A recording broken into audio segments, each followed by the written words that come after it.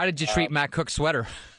This is unbelievable. So Mike Keane, who is a longtime player, awesome guy, Mike Keane and I, and Christian Rutu, Jarkko Rutu, Matt Cooke came into our locker room, teammate of ours in Vancouver, and the one thing in a locker room that I think is the best, the one thing I miss the most about being a player is the dynamics of the locker room and the stories and all the fun that you have along the way. Matt Cooke shows up one day with a sweater on, and it doesn't matter. Everybody dresses differently. It was the most god-awful, ugly sweater that you've ever seen. No question about it. It was like his grandmother just knitted it for him. And when a guy walks into the locker room and he's wearing something that is out of the ordinary, maybe on the edge a little bit, in this case, it was just pure awful. Matt Cooke walks into the locker room. Of course, nobody, you can't hide anywhere. So the moment the first guy sees it, it's a buzz through the room. And anyways, we went into Matt's locker and we took his sweater and we put his number 24 on the back of it. We gave it to the trainer, one of our guys who's the training staff's always the best because they're in on everything. Nothing goes through that locker room without the trainers knowing. And one of the trainers took this sweater to the highest point in GM Place. To the highest point, literally up higher than the catwalks, for the lighting crew, and hung the sweater with his number on it. Hung it. So we go out for practice after this guy's been ribbed for about an hour. And we were all skating around, and some of the guys didn't know what was going on. And, of course, we all stopped, and we were looking up there anyways. We were like, hey, Matt, you may never have your sweater retired, but the one you wore today is. This is the place for it. That sweater's retired. And we thought it was the greatest story ever. Great prank, lots of fun, lots of laughs. Well, the one thing we didn't know is Matt really liked the sweater. He really thought that he was looking good that day, and he was so taken aback, he bent out of shape, and so angry at all of us for laughing at his choice of his wardrobe that he snapped. So the best part of the story was the next day, Matt comes in, and we had the old-fashioned high school lockers, the metal lockers. Yeah. Mm-hmm. Well, we're in a locker room, National Hockey League. Nobody has a lock on their locker. I mean, you just hang your suits and whatever else you have in your locker. So Matt came in, and he had gone out somewhere, and he didn't buy the $20 padlock. This thing was unbelievable, this thing. It was state-of-the-art. It had to be a $100 padlock. And he bought this lock, and he locked his locker. Now, it's unbelievable that he would do this, but he was so mad at everybody. Well, the moment you do that, what do you think's going to happen? Now all of a sudden, gotta get in. Everybody in the room wants a little bit, in on the action. So 15 or 20 guys, it was pretty much our whole team. We were stuck in this little closet. We locked the door, and two of our players got one of those Dremel drill bandsaw, almost something like that you'd take a cast, a plaster cast off your hand. Yeah. And they got this lock. They were wearing welding glasses, and we tried to cut through the lock. And I say I was actually a spectator in this moment, and it was the greatest thing ever. Guys laughing to the point where they almost wet themselves. But the sparks that were flying off this lock. The great thing, the reason why we knew it was a $100 lock, because it was cut proof. You couldn't cut through it. Because you couldn't get through it. We couldn't get through it. It was the funniest thing ever. I'll never forget it. And when guys actually, sometimes you just got to laugh at yourself, self-deprecating in a way, and just when a guy comes up with a good prank, you just got to laugh at it. But when you actually put up a defense, that's the worst thing you can do when you're part of a team, and certainly such a fun, good group of guys like we had in Vancouver.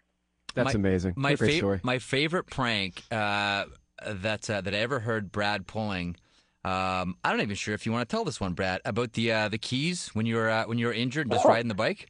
Yeah, I don't want to give you all my things because I'm going to be around a hockey team and around a group for a long time. So, and I'm now a coach, and I'm trying to figure out what my next big prank is. With these young guys in the Ontario Hockey League, I'm going to come up with a good one. But the key one was awesome. So I was hurt. First of all, Brad, this is if you did this to me, I would be just livid. Yeah, this was like bordering on the line of, a decent prank to one that's actually disruptive. And so and evil. I was hurt. Of course, there's a couple other guys that weren't on the ice for practice. So if you actually pull a prank and there's other guys around, you can always deny.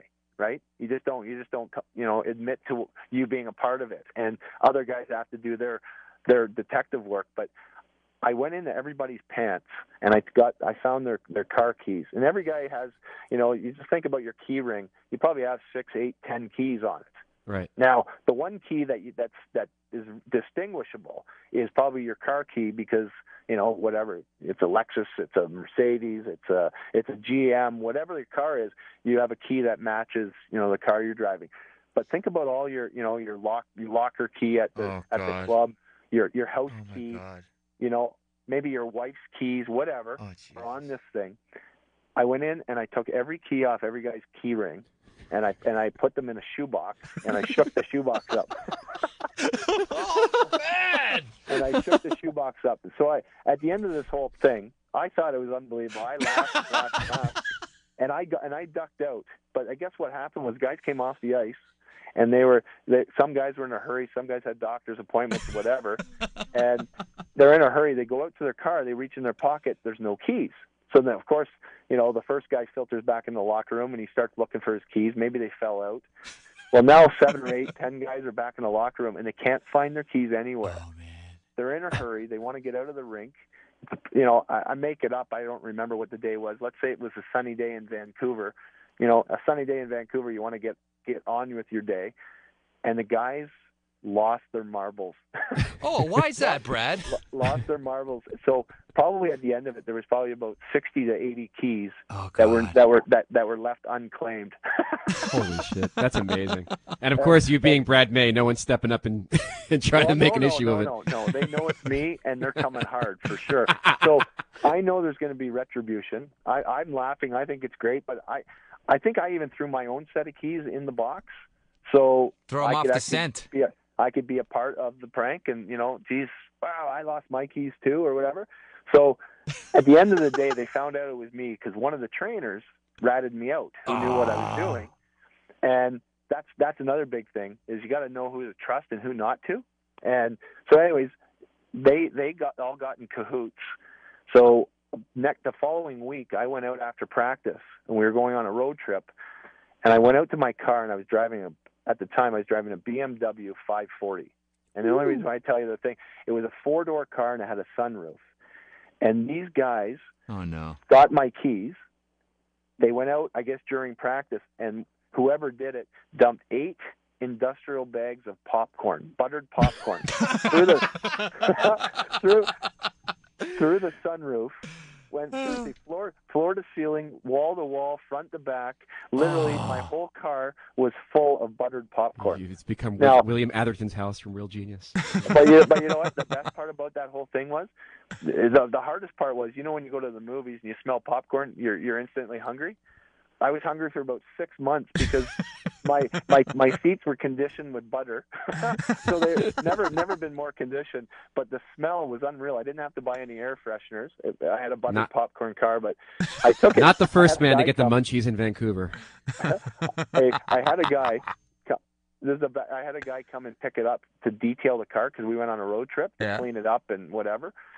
And I knew right away when I walked out to the car and I saw this, when I opened the door and all this popcorn came, rolled out onto my feet, I knew somebody was around watching. So instead of getting angry, you have to smile and laugh because maybe somebody's taking pictures or whatever.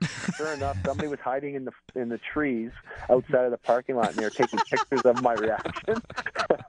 So I went back in and I laughed it off, whatever. But when I came back from the road trip, the guys that detailed my car did it for free because they thought that was the greatest thing. They laughed the whole time. It was a good thing, and I think it was inclusive, for these guys to be part of the team and actually be a part of the joke.